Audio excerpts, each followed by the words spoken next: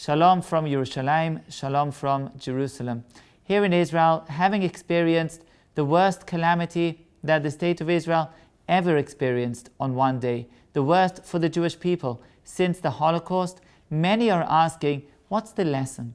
What's the lesson for us that we need to learn, whether it's from this terrible calamity and from the ongoing war? And of course, there are many lessons to be extracted on a strategic level, on a political level, but I'd like to speak about a simple and basic lesson that I feel we all need to internalize.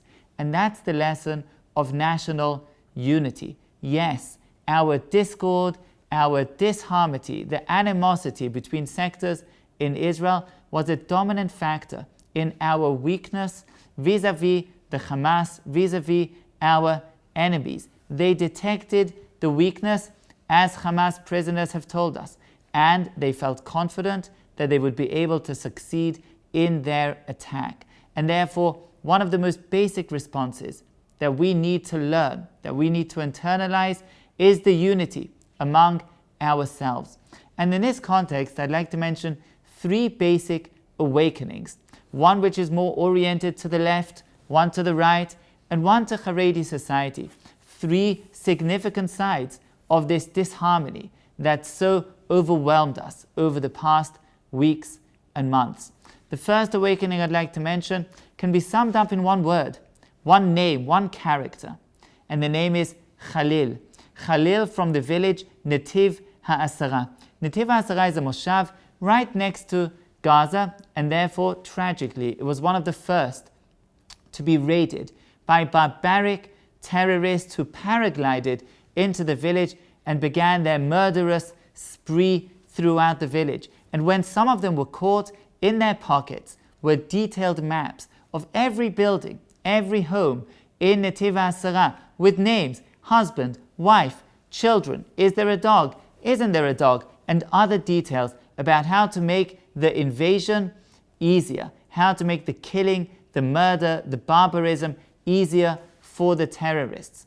And Sabine Taser, when she described all this, she's a survivor, she lost her husband and one of her sons in this murderous attack, and she said, we know where this information came from. Came from Khalil. Khalil was a worker, he worked with a permit from Gaza, he worked for 30 years in this village. He was the symbol of peace, the symbol of peaceful cooperation between Gaza and between an Israeli moshav, which was something they longed for, something they yearned for. On the protective wall outside of the moshav between Gaza and Israel was painted a large white dove with the words Netiv HaShalom, a path to peace. And that path to peace is shattered. And the awakening is a painful, terrible awakening that those that we thought could be friends, or at the very least could be partners for peaceful cooperations, are terrible, vicious enemies, that there's nothing to do other than fight them, than to destroy them. If we don't, then we take the risk of being destroyed by them, because their charter needs to be taken seriously. And that's true for the Palestinians of Gaza, not just for the Hamas terrorists, but for certainly a great part of the civilian, so-called peaceful,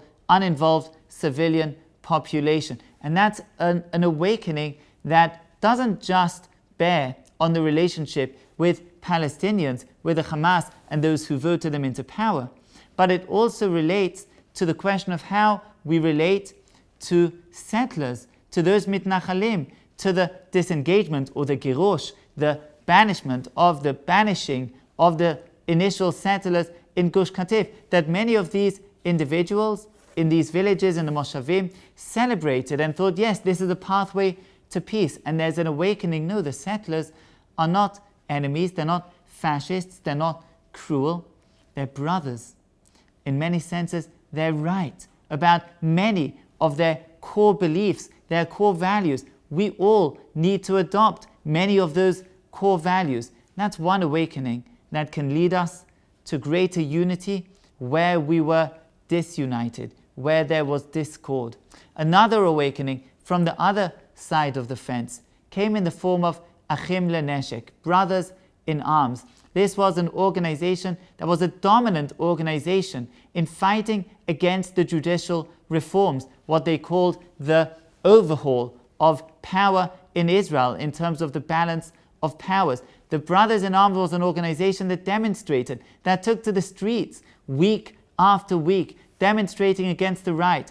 And the right of Israel, whether the religious or the political right, looked at them as enemies, looked at them as anti-Zionist, looked at them as being disloyal to the Jewish state. But ever since that fateful Shabbat, Simchat Torah, the organization Brothers in Arms has shown tremendous valor, tremendous courage in defending the Jewish state, in defending every Jew that was under attack, wherever he might be. They volunteered, many of them older, they don't have to come to any kind of military duty, but they set up an entire operation room in order to provide whatever assistance they could, even at great personal risk.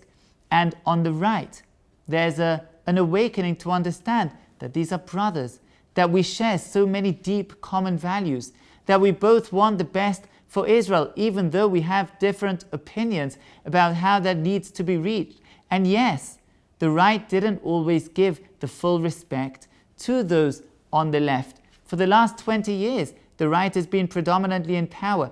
Have we succeeded with our own policies? Aren't we on the right a part of the problem that allowed the Hamas to grow in power and ultimately to achieve its terrible success in attacking us so barbarically, so viciously, in such an inhuman way? Yes, the right has a mea culpa of its own, and that's a great awakening again, to allow this dialogue that's so missing, to allow the flourishing of the love and the closeness between these different sides of the fence. And the third awakening is the Haredi sector that for so long spoke and speaks a language of them and us. It's they who are occupied in the state, in the different balance, in the different branches of the state, in the different institutions, and it's us, and we're occupied with Torah study and with religious services and so on and so forth.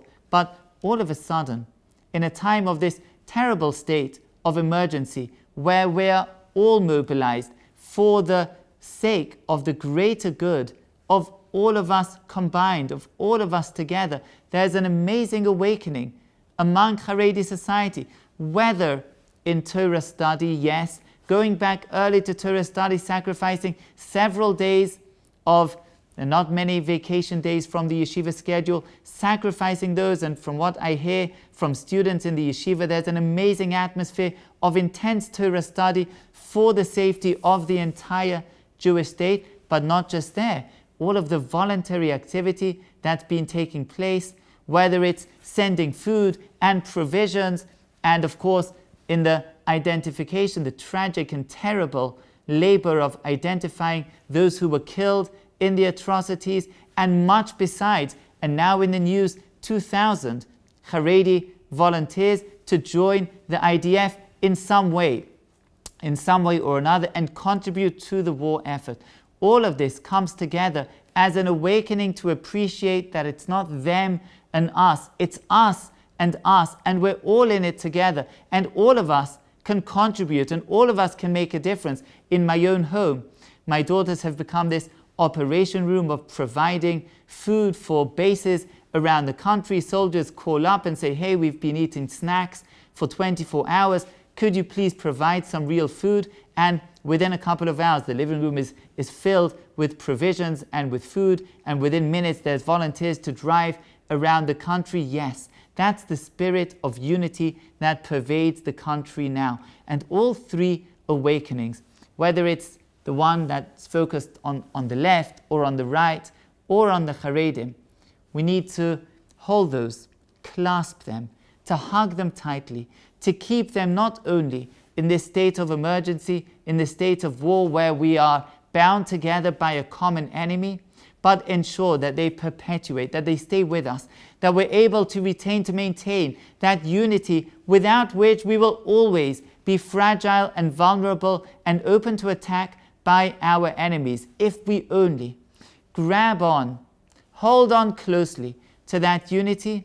Then the pain that we're experiencing, then this terrible hardship that we're going through shall become labor pains for a beautiful birth of something better, of something brighter, of that better time that we're all anticipating, that we're all looking forward to. Let us be united in action, in everything that needs to be done, united in prayer to Hashem. And it's heartwarming to see so many bases, so many army bases united in prayer to Hashem for the success of all of us, of this common effort, and united in the depth of our hearts, to truly feel the brotherhood within the Jewish people that's been missing so much, and to go from here to better times for Israel and for the entire Jewish people. Bimheira b'yameinu. Amen.